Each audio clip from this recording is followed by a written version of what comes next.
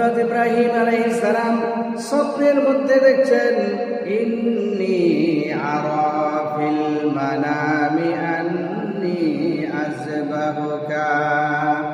আমি মিনার ময়দানে হযরত ইব্রাহিম আলাইহিস সালাম দেখছেন যে ইসমাইল আলাইহিস সালামকে অর্থাৎ আমার প্রিয় পুত্রকে যেন কুরবানি করছি, জবাই করছি। কারণ আল্লাহর নবীদের স্বপ্ন, আল্লাহর নবীদের যে স্বপ্ন সেটা সত্য হয়, সেটা শয়তানের পক্ষ থেকে হয় না, আল্লাহর পক্ষ থেকে হয়। হযরত ইব্রাহিমে বুঝতে বাকি রইল না। অনেকে বলেন না যে হযরত ইব্রাহিম আলাইহিস সালাম বুঝতে পারছিলেন না, 100 উট কুরবানি দিলেন, 200 উট কুরবানি দিলেন, এগুলো হচ্ছে রটনা বা বানাওয়াট, এগুলো কিছু নেই।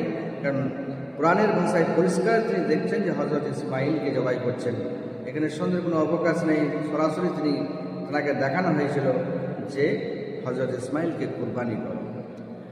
তো যখন হযরত ইসমাইলকে এই কুরবানি করতে যখন দেখলেন স্বপ্নের মধ্যে, হযরত ইব্রাহিম আলাইহিস সালাম সিদ্ধান্ত নিয়ে ফেললেন যে দিনটা ছিল 10 জিলহিজ্জা।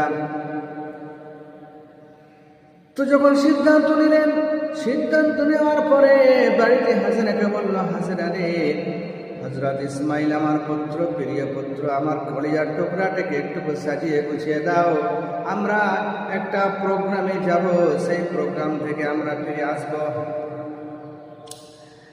একটু সাজিয়ে গুছিয়ে দাও, আমার প্রিয় পুত্রকে সঙ্গে নিয়ে যাব। হযরত হাজেরা কোনো কিছু প্রশ্ন না করে নবী ইব্রাহিমকে যখন